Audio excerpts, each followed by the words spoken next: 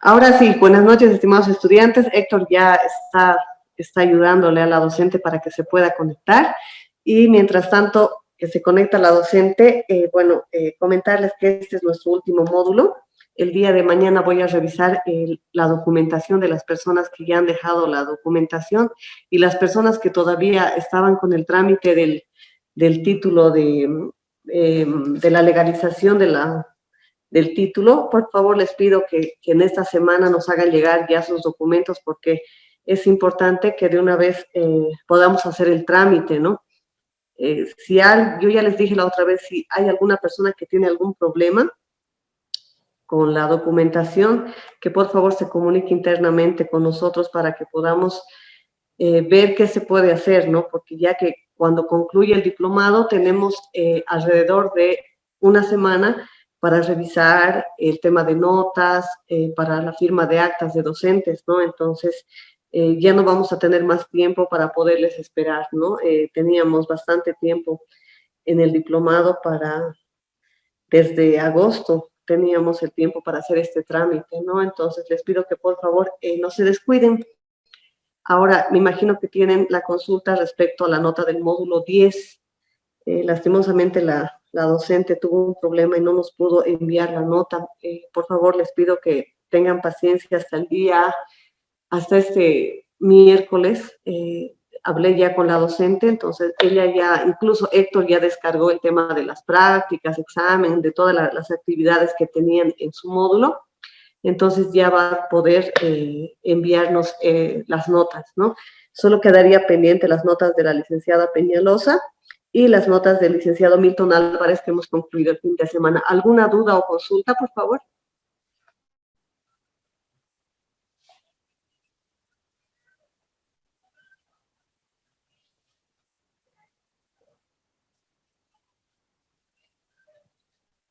¿Hay alguna duda o consulta?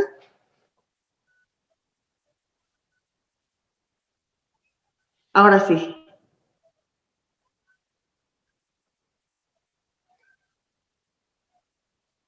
Hola, ¿ahora sí me escuchan? Ahora sí. ¿Cómo está, doctorita? Buenas noches. Sí. Buenas noches a todos y mil disculpas. Estoy con un problema en la computadora, no quiere ingresar al Zoom, pero por lo menos del celular he logrado ingresar. El día de hoy iniciamos el último módulo del diplomado, que es Derecho Internacional Tributario, Precios de Transferencias y Paraísos Fiscales.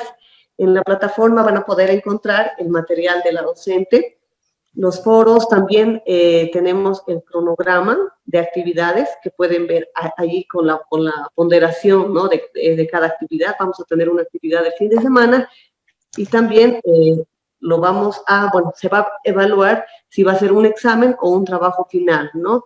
Eso ya se lo dejo a la docente.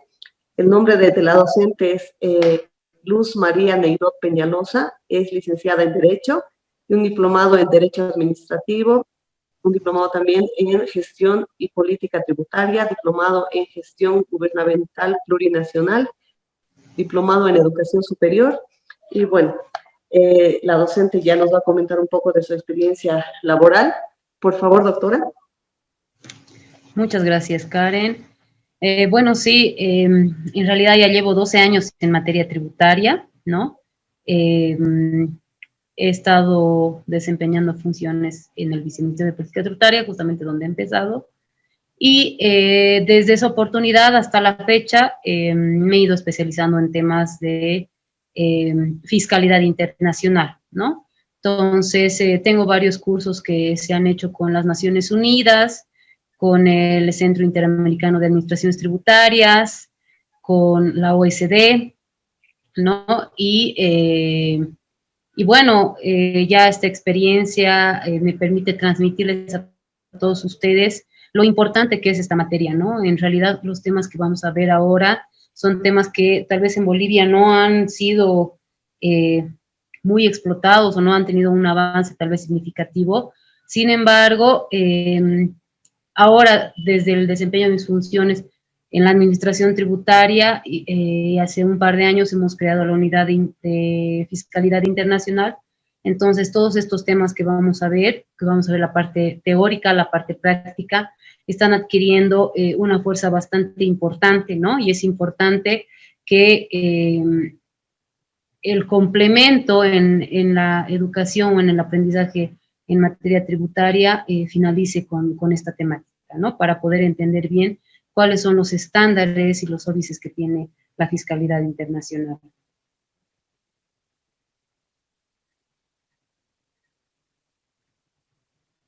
Está sin audio, Karen, perdón. Ahora sí, perdón. Daremos inicio al módulo y, bueno, agradecerle a la docente por haber aceptado la invitación una vez más de Fundación IDEA. Y, bueno, cualquier cosa, licenciada, yo voy a estar conectada, pero sin audio y sin cámara. Cualquier cosa que necesite me avisa. Permiso, doctor. Muchas gracias, Karen. Buenas noches. Bueno, comentarles que vamos a ver, como les decía, varios temas de fiscalidad internacional. Lo que me interesa es que las clases sí sean participativas, por lo tanto, yo tomo nota en el tema siempre de la participación, ¿no? Y también voy preguntando, ¿no? Muchas veces van a escuchar que yo lanzo alguna pregunta y en caso de no tener una retroalimentación, bueno, al azar voy a ver a algunos de ustedes para que pueda darnos su opinión tal vez, ¿no?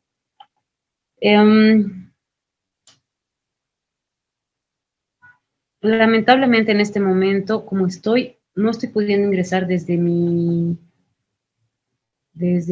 lo que es mi computadora, no estoy pudiendo compartir las diapositivas.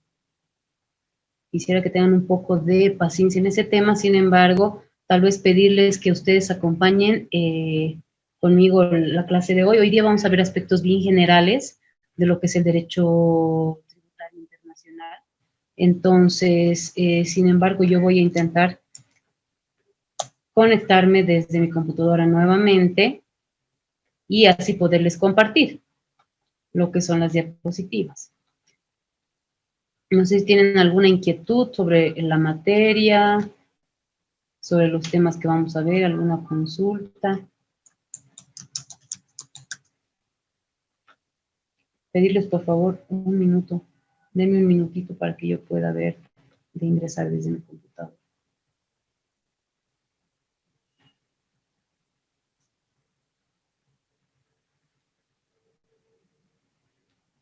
No, lamentablemente me bota.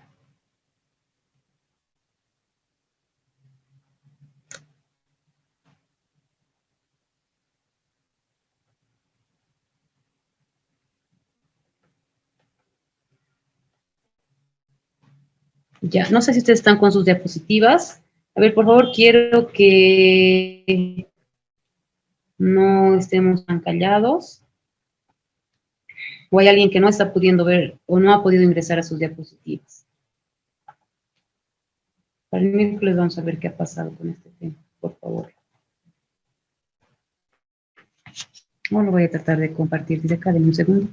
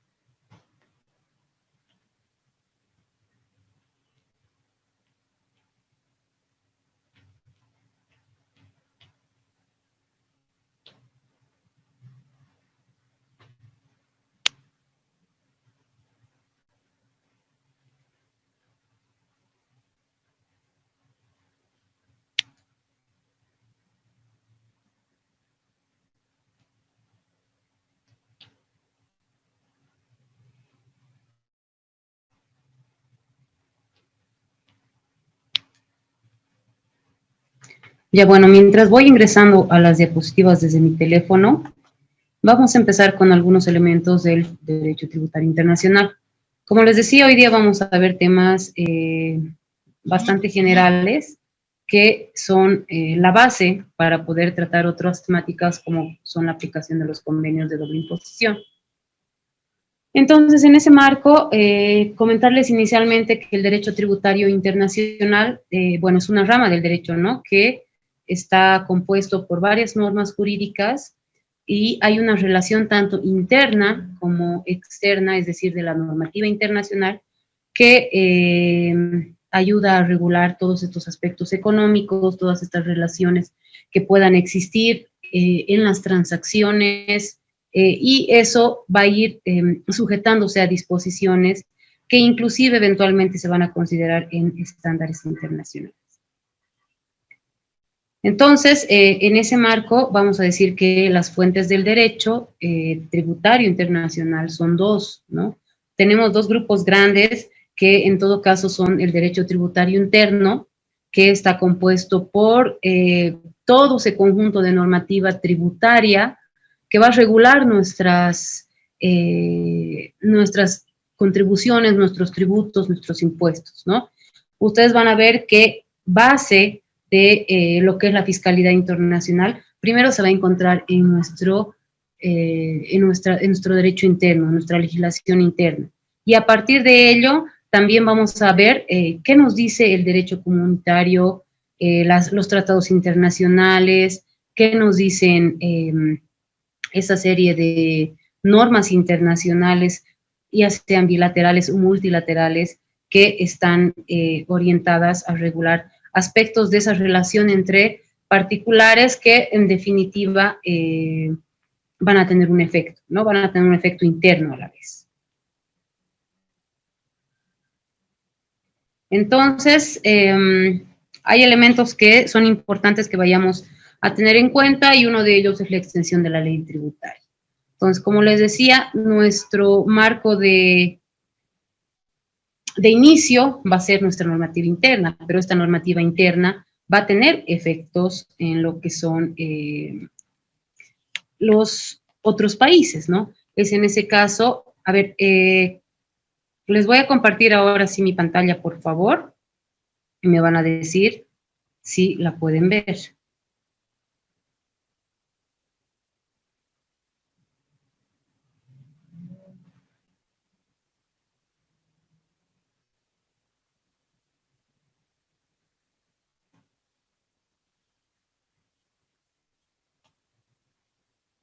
¿Pueden ver mi pantalla?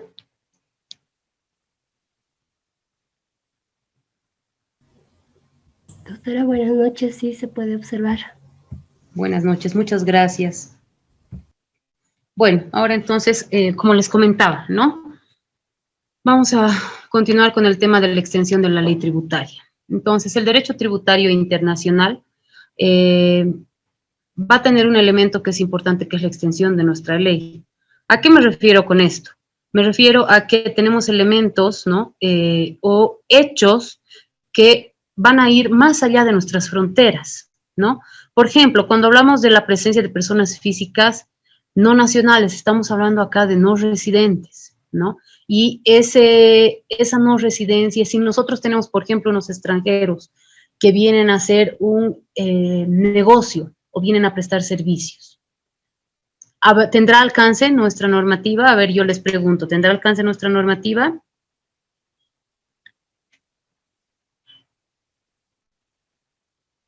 A ver, vamos a ver. Como les comentaba, soy bastante preguntona, entonces voy a tener que entrar a los nombres para que pueda haber una participación un poco más activa. ¿Ok? A ver, por ejemplo, Abigail Rodríguez. ¿Habrá un efecto? Buenas noches, doctora. ¿Cómo estás? Buenas noches. Si ¿Habrá un hacemos efecto? ¿me Si puedes uno es repetir? residente o un extranjero, en este caso, viene a prestar servicios. Yo creo que sí debería tener efecto la normativa, ya que el negocio se está haciendo aquí, ¿no? Yo creo en Bolivia. Exacto, exacto, Abigail. Ese es un elemento muy importante, ¿no? Porque dentro de nuestra normativa, por ejemplo, en el Código de Comercio tenemos lo que son los actos aislados, ¿no? Y nos dice que si de manera eventual alguna persona jurídica o alguna persona, bueno, en este caso es jurídica, ¿no? Viene a realizar, pónganse una empresa unipersonal, viene a realizar alguna actividad, si no hay una habitualidad, esta puede considerarse un acto aislado. Sin embargo, dentro de nuestra normativa tampoco tenemos una limitación a estos elementos, ¿no? Como es el acto aislado, no tenemos un control a ese acto aislado. Pero más adelante, ya cuando veamos lo que es los convenios de doble imposición, ahí vamos a poder ver que hay algunos elementos que nos van a ayudar a identificar si, por ejemplo, solo la presencia física y obviamente la realización de un acto comercial que tenga un fin lucrativo se va a poder considerar como un acto gravado, por ejemplo, ¿no? Entonces, eso nos dice la extensión de la ley tributaria. ¿Qué quiere decir? Que nuestra normativa va a ir un poco más, tal vez, allá de nuestras fronteras. Si el tiempo hoy día nos alcanza, vamos a ver también lo que son los principios de los sistemas tributarios, ¿no? Uno de ellos es el principio de fuente, que es justamente el que nosotros como país tenemos, ¿no? Y esto hace que nuestra norma o nuestra legislación en cuanto a materia tributaria se circunscriba a lo que es la generación de rentas, por ejemplo, en territorio boliviano, ¿no? Y eso va a dar obviamente como efecto el que se graben impuestos en el territorio boliviano. Otro elemento es también la realización del negocio, ¿no?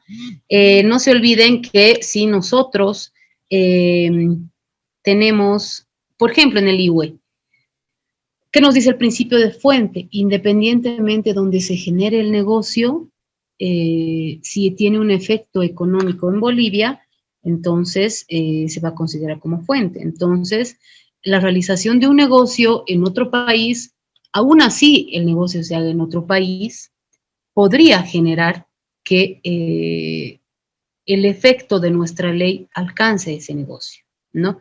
A ver, un ejemplo sencillo. Si nosotros realizamos la venta de un bien inmueble, puede ser que las dos personas que van a realizar la transacción se encuentren en otro país. Sin embargo, esto no va a evitar que exista el pago del impuesto digamos que el impuesto municipal a las transferencias, ¿no es cierto? Entonces, aún así va a estar alcanzado. Entonces, ahí podemos ver que nuestra norma va un poco más allá de eso, ¿no?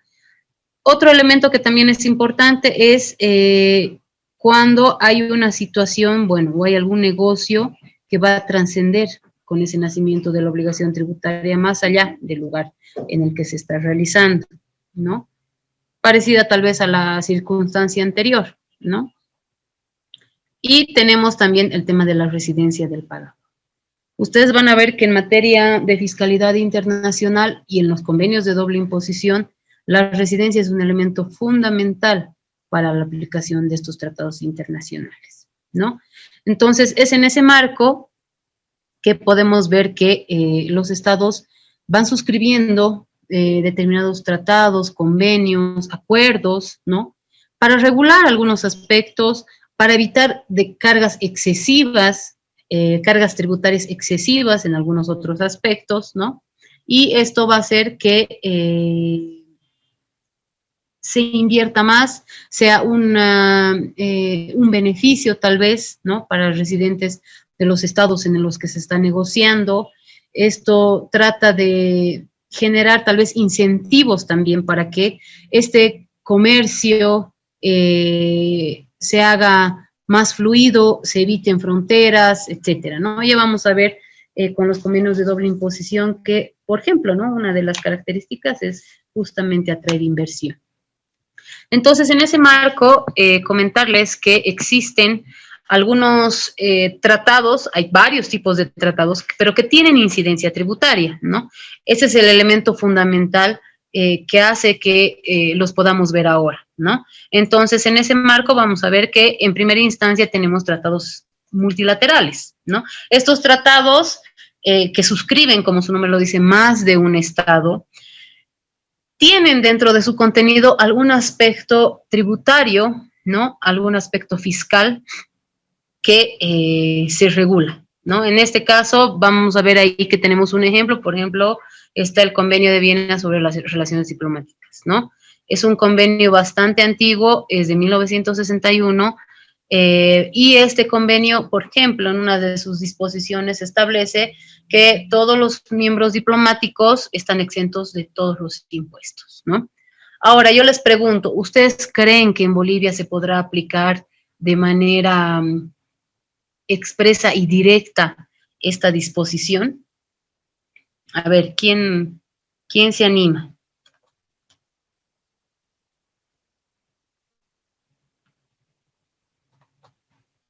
A ver, vamos a elegir un nombre. Ney Santequera, ¿tú crees que podemos aplicar una disposición como esa de manera directa?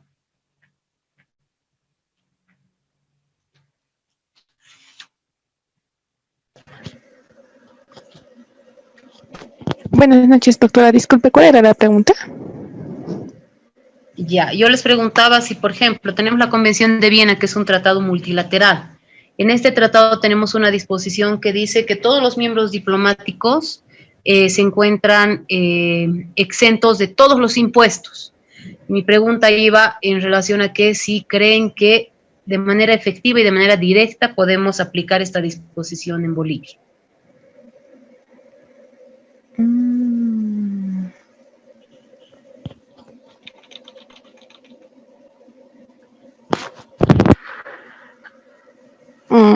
Yo creo que podríamos considerarlo, pero también hay otra normativa que estaría refiriendo por el principio de fuente.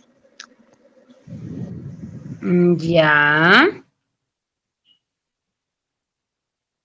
A ver, ustedes han debido ver la naturaleza, por ejemplo, que tiene el IVA, ¿no es cierto? El IVA es un impuesto indirecto. Entonces, en ese marco, ¿ustedes creen que se podría aplicar esta disposición? A ver, ¿qué limitación podríamos tener actualmente en la aplicación de esta disposición?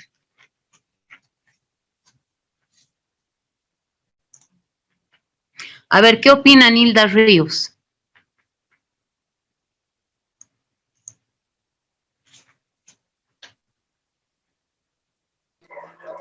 Doctora, ¿cómo está? Buenas noches. Doctora, Buenas noches. ¿me puede volver a reiterar la pregunta? Ya. Les decía, si ustedes creen que una exención total de impuestos para miembros diplomáticos sería la que se podría aplicar en el caso de Bolivia.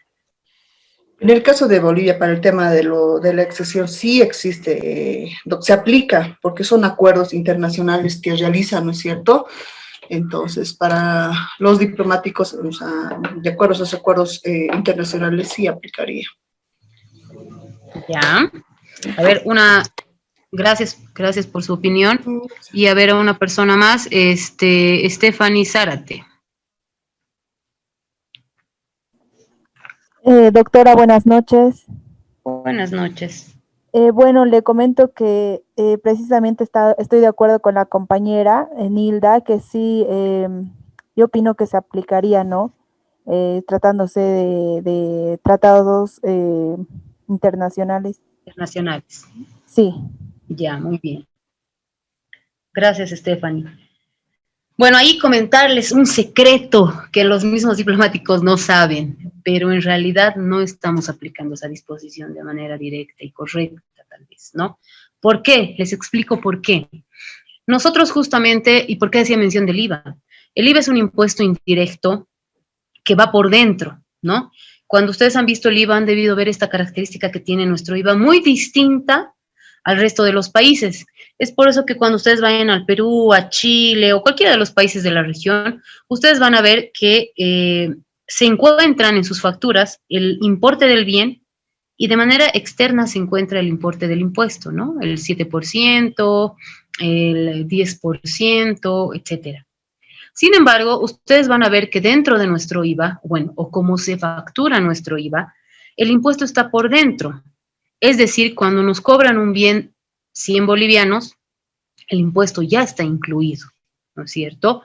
Pero somos como consumidores finales los que realizamos el pago del impuesto. ¿Qué pasa con el resto de países que aplican esta disposición?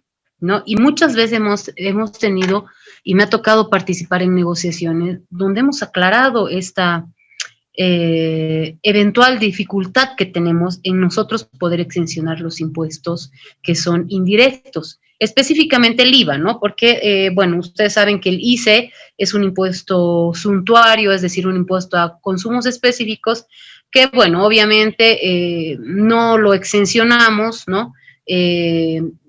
Igual, por la misma característica, ¿no? Por ser un bien suntuario y, por ejemplo, en cooperaciones, obviamente, digamos, para una cooperación no van a comprar, perdón, cigarrillos, bebidas alcohólicas, etc. Entonces, nuestro IVA, al ser un impuesto que va por dentro, entonces se tiene la dificultad de poder exteriorizarlo para en todo caso, exencionarlo. Es algo que, bueno, tal vez en el transcurso del tiempo no ha tenido mucha repercusión, ¿no? Pero en otros países, por ejemplo, se les devuelve a los diplomáticos o inclusive tienen tiendas especializadas para diplomáticos donde son como los duty free que tenemos dentro del aeropuerto y no se cobran ciertos impuestos, ¿no es cierto? Sin embargo, aquí tenemos ese tipo de dificultad, ¿no? Por la estructura que tiene nuestro impuesto. Sí, pero, digamos, tenemos otros impuestos como el IT, el IMT, cuando hacen compras los diplomáticos, que son impuestos directos, que en este caso sí, esos impuestos sí los exencionamos, ¿no? Sí aplicamos tal vez esta exención de manera contundente, si quieren, de manera directa, ¿no? Entonces, en el tema de los tratados multilaterales tenemos así convenios como estos, ¿no? Donde nuestro Estado se ha adherido, ¿no? O ha formado parte en la suscripción, pero juntamente con otros estados. Ahora, bueno, estos convenios internacionales, muchos de ellos, ¿no? Más que todo cuando son de organismos, por ejemplo, tienen esa característica de tener alguna disposición que tenga algún contenido en materia tributaria, ¿no? Principalmente esto es para algún tema de exención o no sujeción, ¿no? Para evitar cargas tal vez en uno o más estados. Otro tipo de convenios que tenemos son bilaterales y justamente en este tipo de convenios que tienen contenido tributario nosotros tenemos una legislación un poco más específica, ¿no? Cuando yo he estado justamente en el Viceministerio de Política Tributaria, veíamos que varios de nuestros convenios de cooperación, ¿no? Veíamos convenios de cooperación técnica y convenios de cooperación financiera. Con la cooperación financiera no teníamos mucho problema, porque estos convenios cabalmente establecen que no se va a aplicar ningún impuesto a los intereses que remesábamos por los préstamos que nos hacían los estados, entonces no teníamos ningún problema. Sin embargo, nuestro problema venía cuando había cooperación técnica, y es justamente por lo que les digo, ¿no? Algunos convenios anteriormente establecían que íbamos a exencionar de todos los impuestos, cosa que en la vida real, si quieren, no podemos hacer, por esta naturaleza que tiene el IVA que está por dentro. Entonces, ¿qué se ha hecho en este caso? Se ha establecido un mecanismo de devolución de lo que corresponde al pago del impuesto. Cabalmente, con la ley 617 es que nosotros hemos regulado este tratamiento tributario que tienen estos tratados internacionales, estos acuerdos que son bilaterales, ¿no? Que parten de un acuerdo marco donde tienen un contenido general, si quieren, donde se establece, por ejemplo, en el tema de cooperación, qué tipo de cooperación nos van a brindar, y donde ya se empieza a denotar algún elemento tributario, ¿no? Porque entendemos que esos dineros de cooperación que nos está brindando determinado país, Alemania, Japón, China, ustedes verán que tenemos, por ejemplo, bastantes préstamos que nos da China, que nos da el Japón mismo, tenemos cooperación de España, tenemos cooperación de Corea. Entonces, estos tratados que se firman con estos países, estos recursos por los cuales se firman tratados, vienen también del pago de sus impuestos.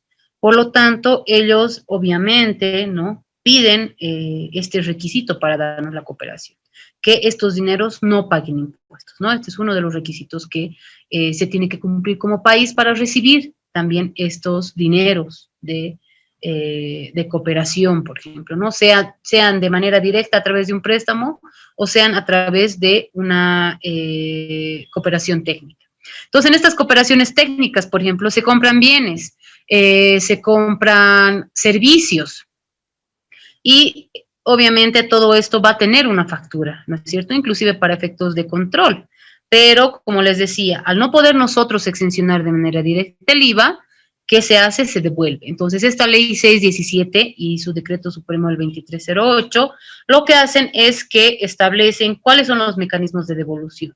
Entonces, en ese marco, si bien los tratados marco, los acuerdos marco que se firman de manera bilateral son entre estados, se firman acuerdos posteriores y acuerdos específicos que van bajando, si quieren, de nivel gubernamental, ¿no? Entonces, un siguiente convenio específico se va a firmar con el Ministerio Cabeza de Sector, dependiendo dónde se va a aplicar esa cooperación, ¿no? Por ejemplo, si hacemos una cooperación de sistemas de riego, entonces tal vez será el Ministerio de Medio Ambiente y Aguas el que firme el convenio específico.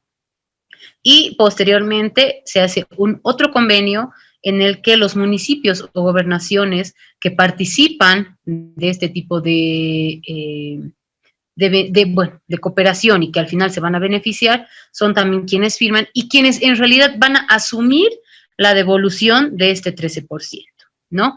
Van a asumir lo que corresponde al impuesto al valor agregado y, bueno, ahí sí se considera que va a haber alguna exención ya en lo que son algunos otros impuestos, ¿no?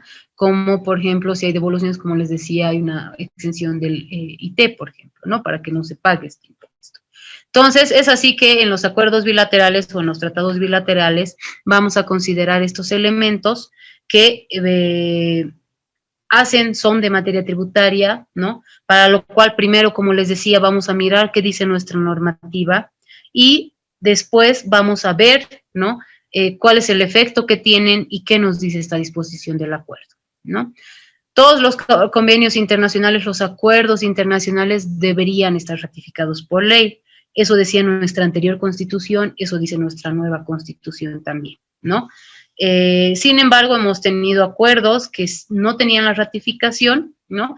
Pero han sido, si quieren, confirmados con la ley 417, que es la ley de tratados, ¿ya? Vamos a ver un siguiente tipo de tratado o de acuerdo internacional que tiene efecto tributario también, que son los acuerdos sedes, ¿no? Estos son acuerdos que se firman o en todo caso que obedecen a organizaciones internacionales, ¿no? Que se encuentran con alguna sede en nuestro territorio y obviamente incluyen algunos elementos de tipo tributario, que como les decía, en los convenios generalmente lo que vamos a tratar es de generar algún beneficio tributario, ¿no? Un ejemplo de este acuerdo sede, por ejemplo, es el acuerdo sede de la comunidad andina, tenemos de la Universidad Simón Bolívar, tenemos también un acuerdo sede con la Iglesia Católica, ¿no? Entonces, cabalmente en este tipo de convenios estamos viendo que existen exenciones, ¿no? Por ejemplo, en el de la Iglesia Católica existen exenciones para las organizaciones que dependan de lo que es la Iglesia Católica, ¿no? Si no me equivoco, tienen, por ejemplo, una radio, tienen, no sé si es un comedor, tienen algunos centros que son centros educativos, ¿no? Entonces, en estos acuerdos, en este acuerdo sede o en este tratado internacional, se establece eso, ¿no? ¿Cuáles van a ser los beneficios o las exenciones que cabalmente van a tener estas instancias que forman parte de esta organización internacional, ¿no? Posteriormente podemos ver que también tenemos los tratados de adhesión, ¿no? Y estos son acuerdos internacionales que son, si quieren, iniciados por algún organismo y los estados van adhiriéndose, ¿no?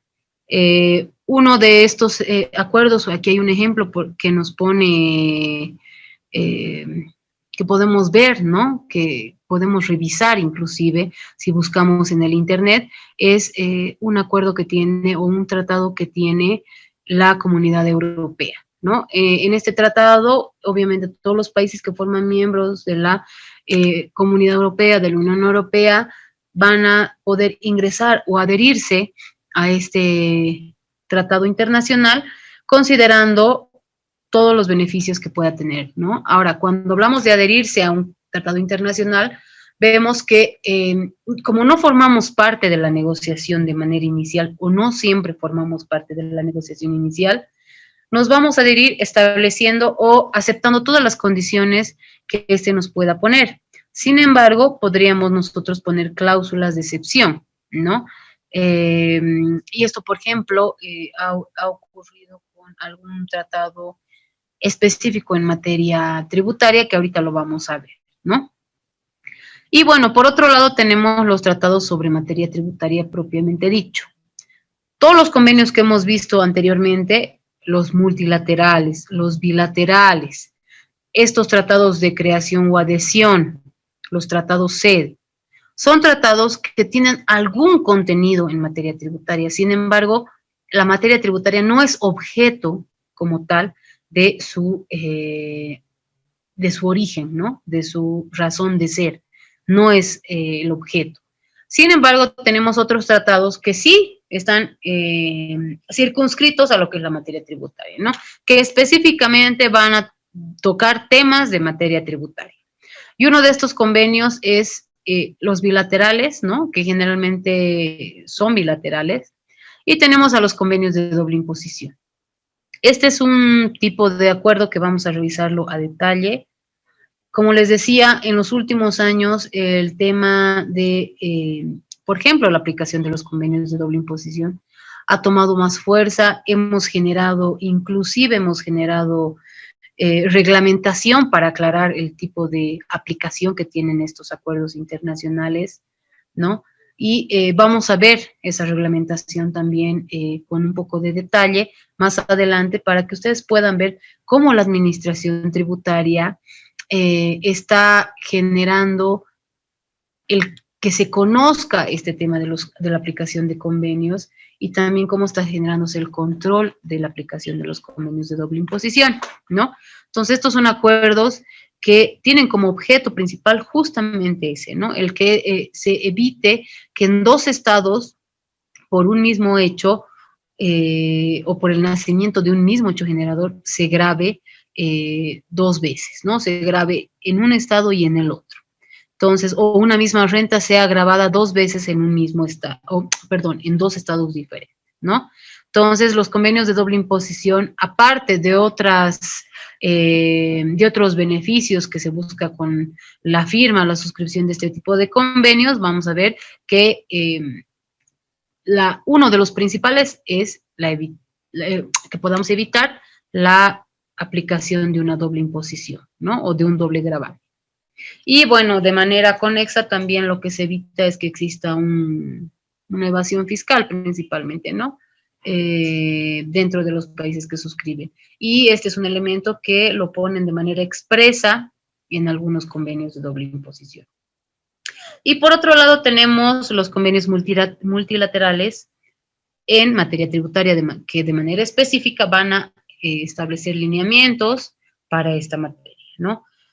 Podría citarles como uno de ellos, por ejemplo, la decisión 578, que vamos a ir viendo tal vez de manera esporádica, ¿no? Porque es un convenio de doble imposición. Sin embargo, acá tenemos más de 2 estados, ¿no? Están dentro de la decisión 578, está Ecuador, Perú, Bolivia y Colombia. Y también tenemos otros convenios, como tenemos el Acuerdo Multilateral de Asistencia Mutua. Este es un convenio que establece algunos aspectos que son de materia tributaria, que van a ayudar a que las administraciones tributarias como tal ejerzan un control más efectivo, ¿no? Dentro de lo que es sus jurisdicciones, con la cooperación, con el intercambio de información, con la asistencia de otra administración tributaria que se encuentre en otro estado, ¿no? Entonces, ese es otro ejemplo de convenios multilaterales que son de manera específica circunscritos a lo que es la materia tributaria. Ahora, para poder nosotros entender la aplicación de estos gravámenes, de los gravámenes que tenemos entre estados y también de la aplicación de estas regulaciones internacionales como son los convenios de doble imposición, tenemos que entender dos principios, ¿no? Hay varios principios que se han ido generando a lo largo del tiempo. Hay estados que tienen principios muy particulares, pero hay dos principios que son importantes dentro de los sistemas tributarios. Y estos principalmente para poder regular lo que es el impuesto a la renta y el patrimonio. Ustedes saben que recientemente nosotros ya tenemos un impuesto al patrimonio, ¿no? Que va a gravar a la riqueza, que va a superar los 30 millones de bolivianos, ¿no? De ciertos sujetos pasivos. Entonces, estos principios nos van a ayudar a determinar si, o la forma, en todo caso, en cómo se van a gravar estos impuestos, ¿ya? Tenemos dos principios, como les decía, que son los más importantes, ¿no? Más allá de los principios que puedan generar algunos estados, como Estados Unidos, ¿no? Que tiene un principio también particular, o eventualmente algún otro estado. Pero el primer principio que tenemos es el principio de fuente. Como ya les mencionaba anteriormente, Bolivia tiene en su estructura tributaria la aplicación del principio de fuente, ¿no? ¿Qué quiere decir esto? Que la potestad del Estado para gravar se va a circunscribir a los hechos o las actividades que produzcan alguna renta, por ejemplo, dentro del territorio boliviano, ¿no? Entonces, este es un criterio objetivo que aplica el principio de fuente, ¿no? Y es un criterio simple también, que principalmente se va a basar en la soberanía que tiene el Estado, ¿no? De poder gravar todos los hechos, las circunstancias que se generen dentro de su territorio, ¿no? Esto va a ser independientemente de la residencia, de la nacionalidad, de los sujetos involucrados, ¿no? Por ejemplo, en lo que les decía al inicio de la clase, cuando nosotros vemos que una persona jurídica, pongamos que es una persona jurídica extranjera, va a generar alguna actividad económica en el territorio boliviano, ¿no? Si empieza a haber habitualidad, si empieza a generarse una habitualidad en ese ejercicio del comercio, entonces se va a constituir en un contribuyente para efectos fiscales, ¿no? Es decir, va a tener que cumplir con todas las obligaciones, va a tener que cumplir con las disposiciones de nuestro Código Tributario, de nuestra Ley 843, y se va a encontrar grabado, ¿no? Va a tener que registrarse, inscribirse, obtener su NID, etcétera, ¿no? Y cumplir con todas las formalidades que la ley o las disposiciones establezcan, ¿no? Entonces, esto, como pueden ver, es independientemente de la residencia que tenga esta persona, ¿no? Lo propio con una persona natural. Si nosotros vemos que existe, pónganse un ingeniero que es residente en el Perú, pero que de manera habitual empieza a ejercer aquí algún tipo de actividad, ¿no? De prestación de servicios, por ejemplo, tendrá que realizar su registro y cumplimiento de las disposiciones tributarias, ¿no es cierto? Entonces, el principio de fuente lo que va a hacer es que establecer que todas las actividades que sean susceptibles de generar una renta que se encuentre grabada por efecto de nuestra norma, entonces se va a considerar como un ingreso de fuente boliviana, ¿no? Y vamos a ver un poquito más adelante qué dice nuestra norma al respecto, ¿no? Entonces, Bolivia tendría un principio de fuente en ese aspecto. Y por otro lado tenemos el principio de renta mundial, que este es otro principio que bastantes de los países lo aplican también, ¿no? Pero este es un criterio un poco más subjetivo, ¿no? Que lo que hace es más que todo medir la capacidad contributiva que puede tener un sujeto. ¿A qué se refiere este principio de renta mundial? Y tal vez ustedes ya lo han podido escuchar, pero se refiere a que si yo soy residente de determinado estado, todas las rentas que yo perciba, independientemente de la ubicación en la que esté, van a estar alcanzadas por este estado en el que soy residente, ¿ya? Es decir, a mí me pueden pagar en Bolivia, puedo tener un ingreso de docencia en la Argentina, puedo tener otros ingresos por un negocio que tengo en Colombia, etcétera.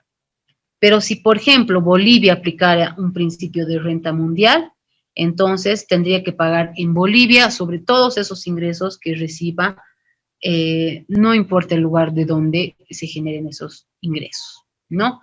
Entonces ahí ustedes ya pueden ver que hay algunos elementos que pueden generar una doble imposición, ¿no es cierto? Si yo recibo un salario en Bolivia que sea superior a 10.000 bolivianos, pongamos, soy dependiente y tengo un salario mayor a 10.000 bolivianos, voy a estar alcanzada por el RCIVA, ¿no es cierto? Ahora, si nosotros aplicáramos el principio de renta mundial, o en todo caso, yo soy residente, pongamos en el ejemplo que soy residente chileno, y también tengo negocios en Chile. A ver, les pregunto, ¿el ingreso que estoy recibiendo como dependiente en Bolivia estaría alcanzado en Chile? Chile es un país que aplica renta mundial.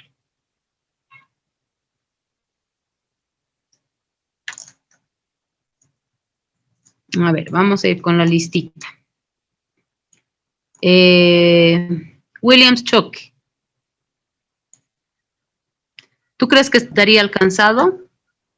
Doctora, ¿Cómo está? buenas noches, doctora. Buenas noches.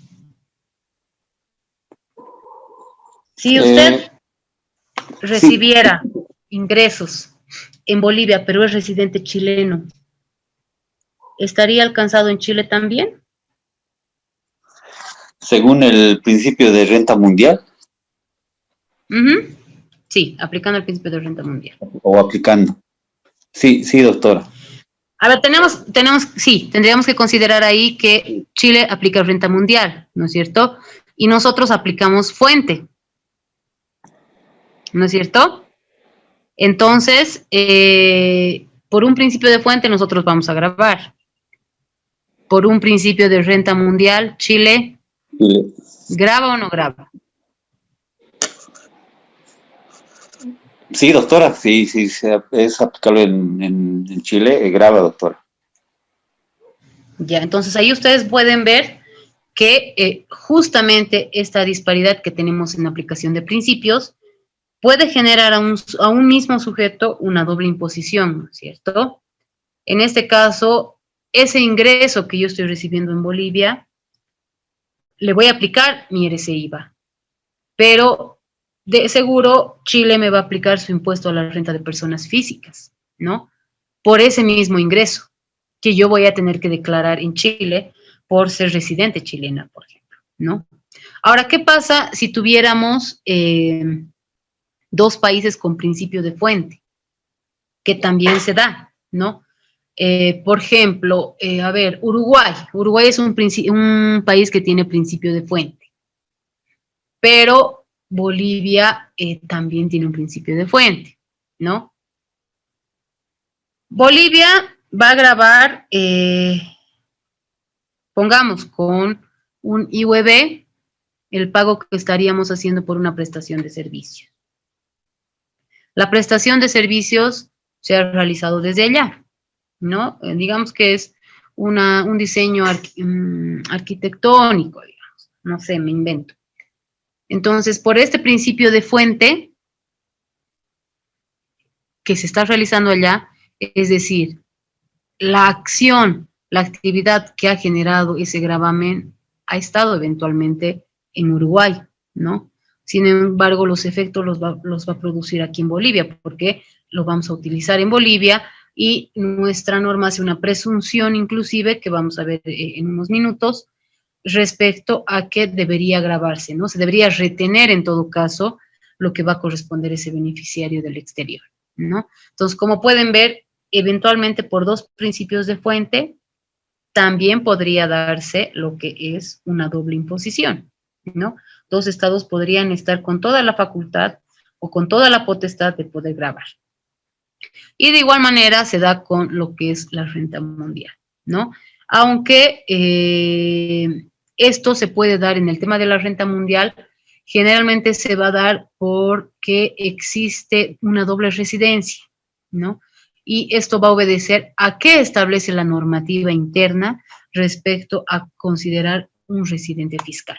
Entonces, eso lo vamos a ver cuando veamos el tema de convenios de doble imposición, donde ahí tenemos de manera más específica el tipo de situaciones que podría darse cuando vemos una doble residencia, ¿no? Que en todo caso va a ser lo que va a afectar a el tema de la renta mundial. Entonces, vamos a ver un poquito qué dice nuestra normativa. Es importante poder recordar. Yo sé que estos son elementos en cuanto a la normativa boliviana que ya han debido ver, de seguro que ya han debido ver, ¿no?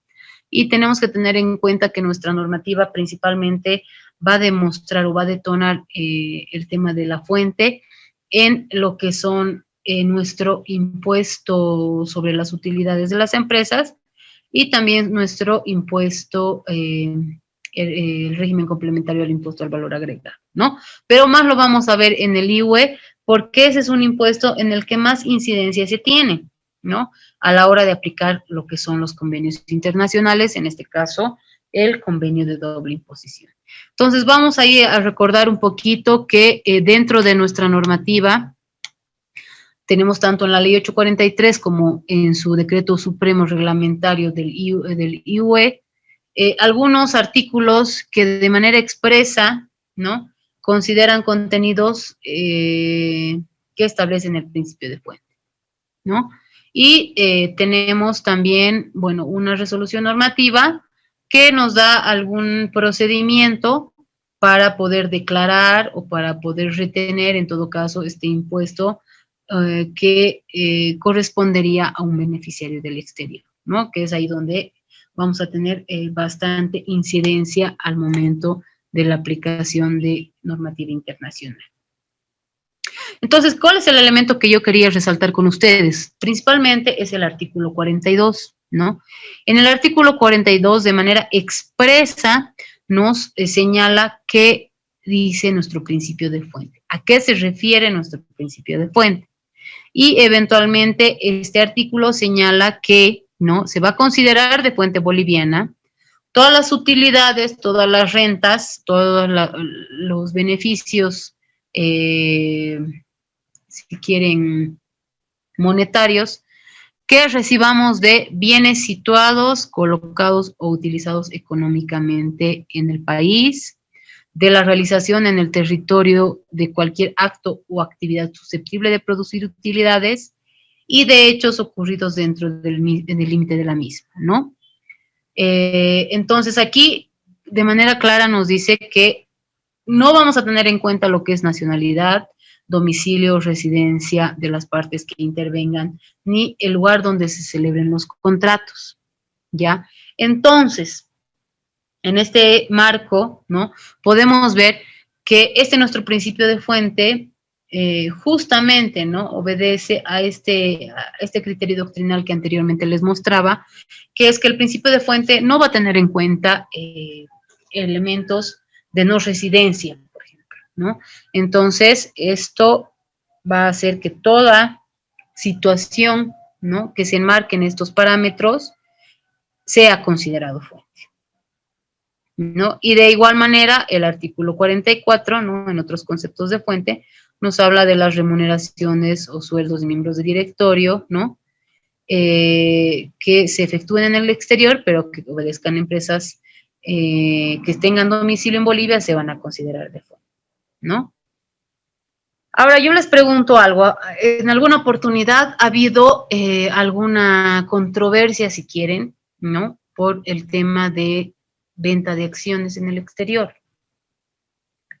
Pero principalmente había la contradicción, si quieren, o el criterio disperso o diferente, ¿no? Por parte de algunos colegas, cuando se realizaban la venta de acciones en el exterior, pero las acciones obedecían a un inmueble que se situaba en Bolivia, ¿no? ¿Ustedes qué creen? ¿Ustedes creen que podría considerarse un principio de fuente? Quisiera primero escucharlos a ustedes para posteriormente yo poderles decir cuál es mi opinión al respecto. ¿Pero qué creen ustedes? ¿Podríamos decir que hay fuente, ¿no? Cuando dos extranjeros, dos no residentes, realizan una transacción en el exterior por venta de acciones, pero estas acciones obedecen a un bien en Bolivia. ¿Qué creen ustedes?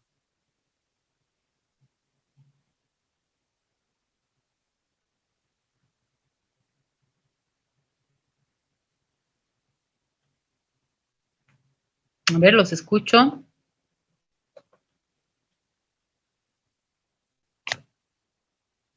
A ver, ¿quiénes no han participado? Dalmin Tapia. Por favor.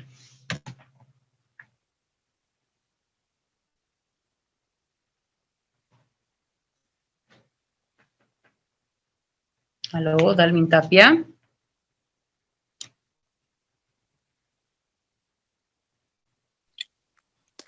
Lice, Sí.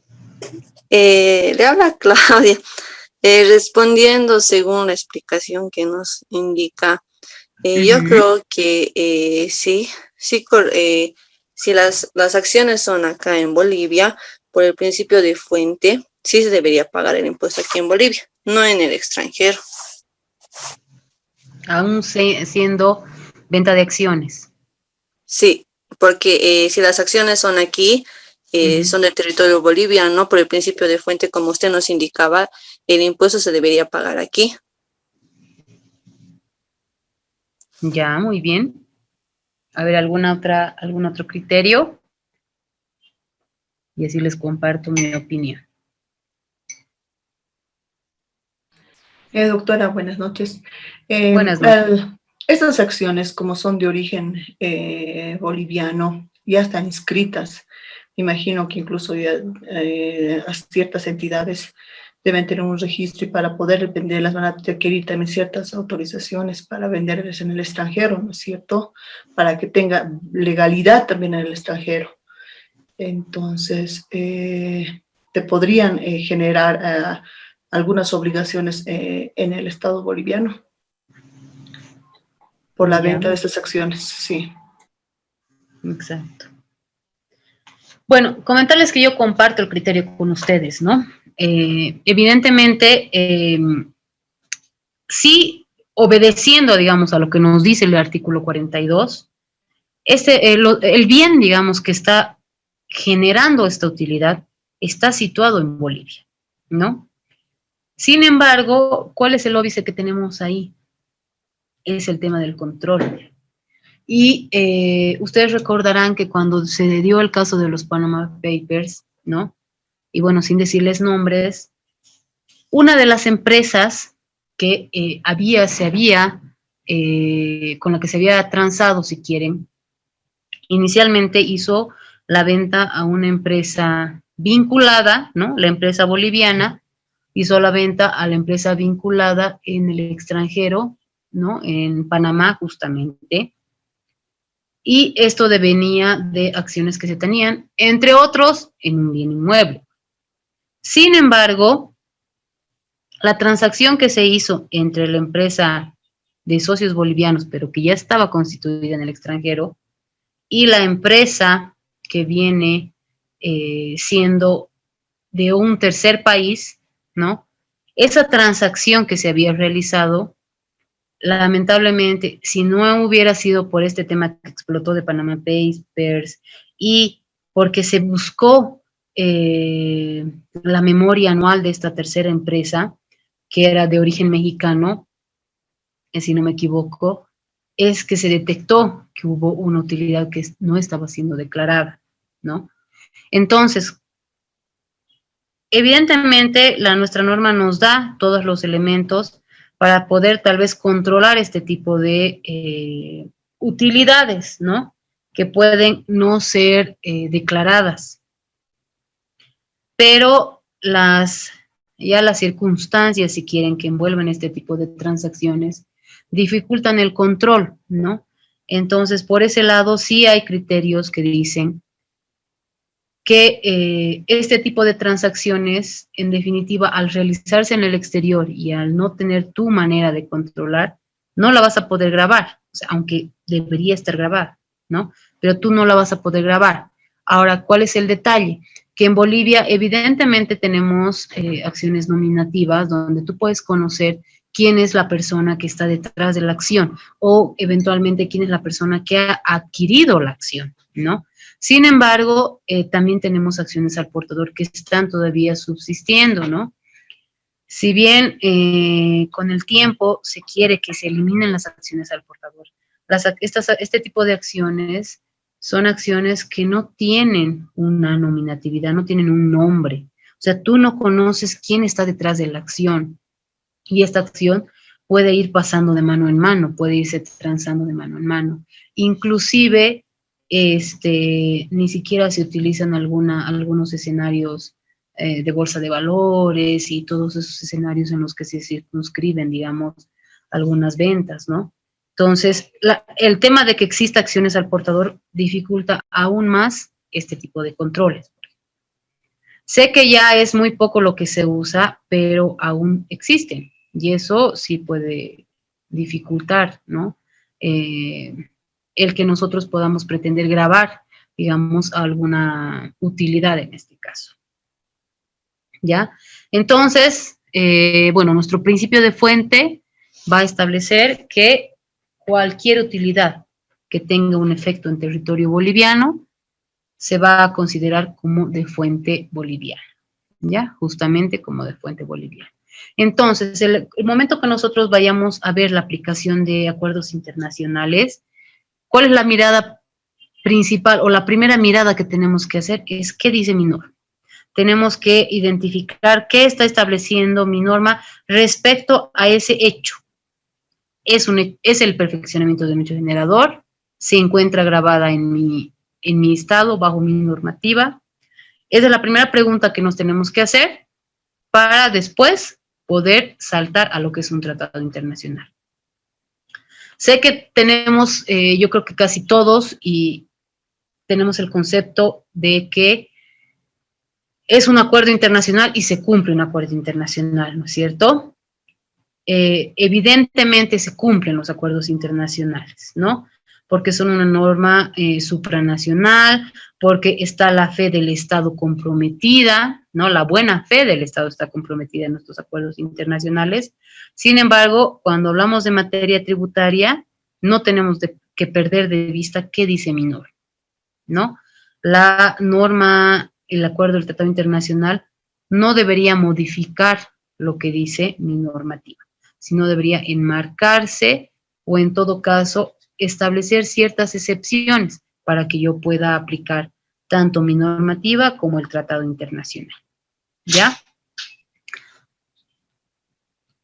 Otro aspecto, otra norma o otro artículo que es importante dentro de la aplicación de los convenios internacionales es el artículo 51, ¿no? Este es una disposición que vamos a ver de manera reiterativa en lo que es la aplicación de los acuerdos, todo el tema del IUE en todo caso, y les pediría que también lo puedan repasar en los días que no tenemos clases, el fin de semana también, porque nos van a servir de base tanto para convenios de doble imposición como para precios de transferencia, ¿no?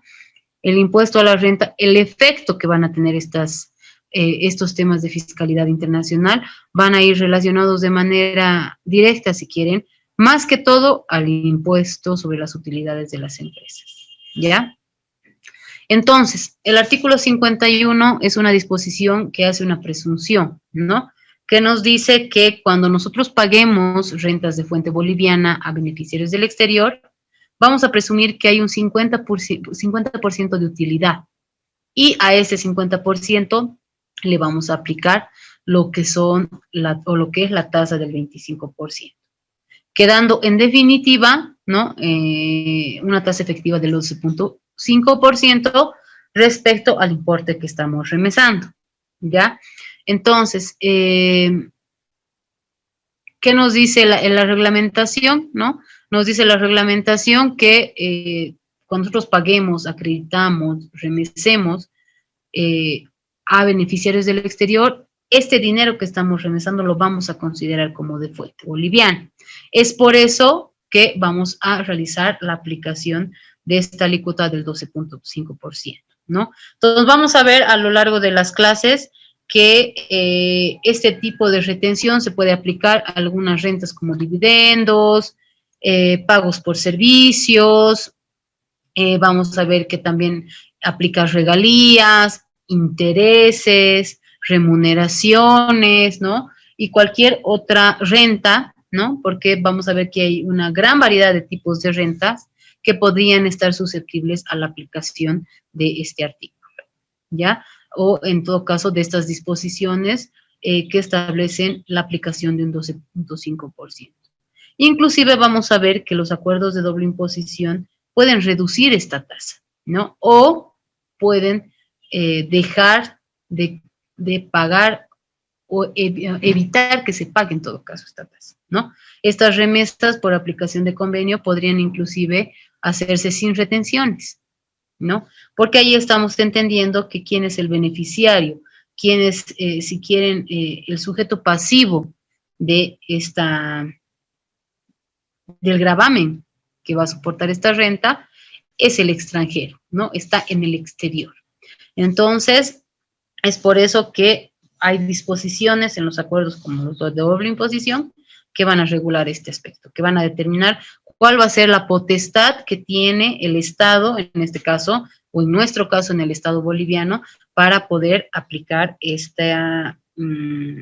la tasa o la disposición que se establezca. Y bueno, ya como les comentaba, ¿no? Este artículo 51, ¿no? Establece esta tasa efectiva del 12.5% y es el artículo que, les reitero, va a ser el que más vamos a utilizar para la aplicación de estos temas. Me gustaría quedarme ahí. Bueno, también creo que ya hemos cumplido con las 9 de la noche, porque ya desde el miércoles vamos a ver ya elementos que hacen a los convenios de doble imposición. Y estos elementos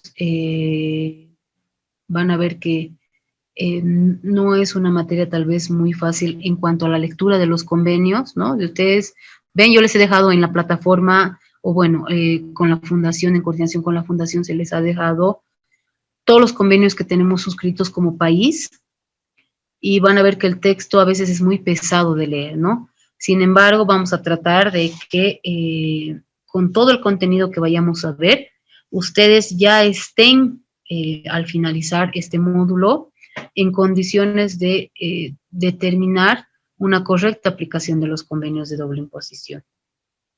Yo a lo largo de estos años, con la Unidad de Fiscalidad Internacional, e inclusive antes, ¿no? Cuando veíamos estos temas, he visto que existen bastantes empresas, o existían bastantes empresas, que tal vez estaban en el anonimato, pero que aplicaban convenios de doble imposición. Ya en estos últimos años, ya se ha visto que se han duplicado, triplicado estas empresas, ¿no? Y si alguna de ustedes, por ejemplo, o alguno de ustedes se encuentra trabajando en una empresa que tenga algún origen extranjero y que cabalmente sea una empresa que aplique convenios de doble imposición, o sea una empresa que se encuentra en alguna de estas jurisdicciones o tengan alguna relación contractual o eventualmente adquieran servicios de algún residente de estos estados, van a ver qué útil es poder identificar cómo aplico de manera correcta el convenio de doble imposición. Útil y beneficioso porque quien está recibiendo allá la renta no va a pagar justamente este doble impuesto y tampoco se necesita hacer trámites o muchos trámites dentro de nuestro estado para aplicar los convenios de doble imposición. No sé si hasta ahí tienen alguna consulta, alguna duda, y ya nos veríamos el miércoles.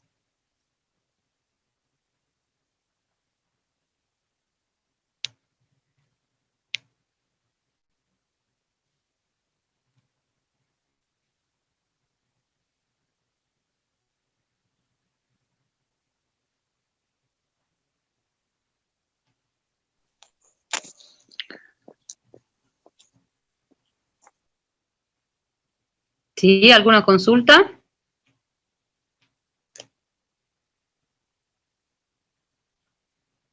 Bueno, si no hay ninguna consulta, agradecerles por su tiempo, pedirles que revisen los documentos que se han dejado en la plataforma, ¿no? Y cualquier duda o consulta, también yo voy a estar atenta a sus interrogantes. Gracias, doctora. Buenas noches. Gracias a ustedes, que tengan una buena noche. Buenas noches, doctora. Gracias. Buenas noches. Buenas noches, doctora. Gracias. Hasta luego. Gracias. Hasta luego. Hasta luego. Buenas noches, doctora. Buenas noches, doctora.